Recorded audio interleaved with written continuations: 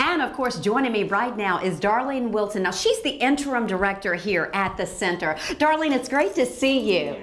I'm so glad to see you here at the Beach Institute. Now, let's talk about this. The Beach Institute, of course, we've had this here for a long, long time. But for some of our viewers who may not be familiar with the Beach Institute, what is it all about? Okay, first of all, the Beach Institute was established in 1867. It was run by the American Missionary Association.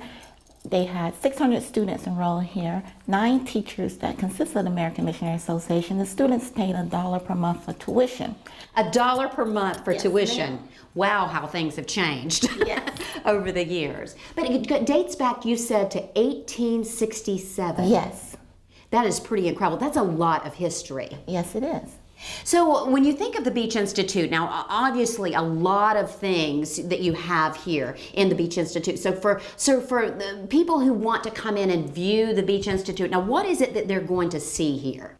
Well, I'm just looking on the walls sitting in this room is as well, and just on all the walls as you're walking through. I mean, it's just incredible. What you see on the wall is highlighting the Beach Institute, the history and the events that surround the erection of the Beach Institute. You see highlights of the Ulysses Davis Folk Art Collection, which is our primary collection inside of the facility, which was done by the late Ulysses S. Davis.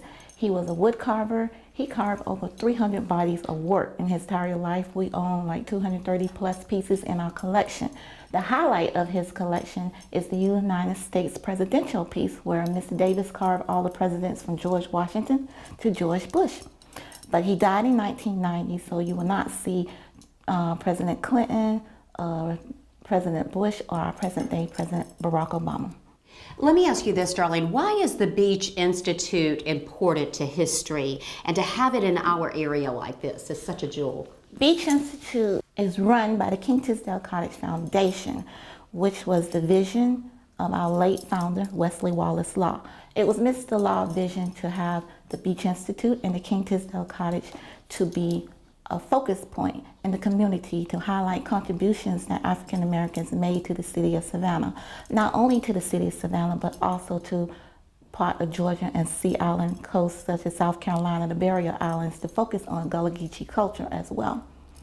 He wanted us to preserve, protect, and interpret our history and to present it to the community as a whole, as well as people can come in and appreciate their experience, not only experience it, but listen to it and feel the experience as well.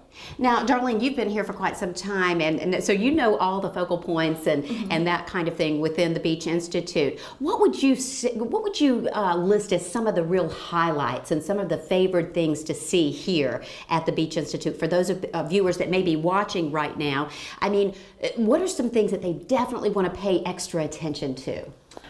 You want to pay extra attention to the structure of the building, the architecture in mind.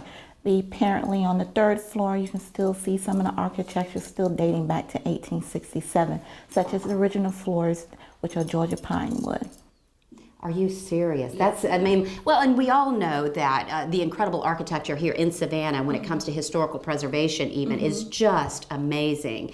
And you can see that here at the Beach Institute. A lot of artwork here. Why is it important to support local artists within the Beach Institute? We give local artists, not just local artists, we also do international artists as well. We give them an opportunity to expose their creativity as well as their culture, because most of the artists that are displayed here comes from various cultural and various ethnicity as well. We want them to be able to appreciate their creativity and also to tap into our mission, which is to preserve, protect our culture, which is rich in history as well. You know, people are traveling year-round and always looking for wonderful opportunities and things to do, and many times that involves going on vacation to faraway places. But there are a lot of locals and a lot of viewers that we have that are watching right now that are always looking for those unique experiences and things to do during the summer, during any type of vacations during the year even.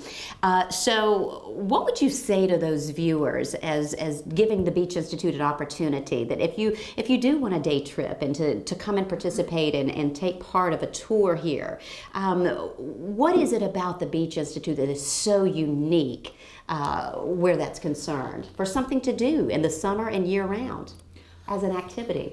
Okay, starting in June all the way up to September, we'll be sponsoring the Carl M. Crawford Exposition entitled A Dynamic Expression of Jazz and Dance.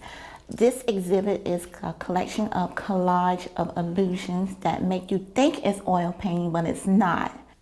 Other events that we will be having upcoming can be found on our Facebook page under our 2014 calendar event, which will consist of many fundraisers sponsored by the King Tisdale College Foundation, as well as summer programs for the youth, as well as family and friends events geared to the community, as well as a daycare month in August, free daycare month in August, where all the daycare centers will be welcome to visit the Beach Institute for free. Darlene, let me ask you this before we go. I have to ask you because I know you've been here for a little while, and so why is it so important to you, and what does it feel like to be here at the Beach Institute as the interim director of the center? I mean, you get to work in the environment of just such incredible history, and see the smiling faces when they come in on tour and that kind of thing. What does that mean to you, being a part of something like this? First of all, I have to thank the board, of course, the board of directors who are the overseer of the foundation, who make the executive decision. They are the one who allow me to express concerns, and they listen, and I listen to their concerns and input, or how can we make this more than just a center? It's about listening to what people have to say about history, and it's the experience that you get when you work here. You gain leadership skills, you gain a sense of appreciation for the building itself. Bottom line, there's something going on at the Beach Institute year-round, all the time. Yes, definitely. Well, thank you, Darlene, so much for letting us come in and giving us a little sneak peek here in the vision of Mr. Law and the tour of Beach Institute. Thank you so much for educating us about the Beach Institute here on the Southern Scene. You're very welcome. And we want the community to know we're always open Tuesdays through Saturdays, noon to 5. Please feel free to stop by anytime with your family, your friends, or just yourself. Again, thank you so much, and I'm sure a lot of people will. Thank you.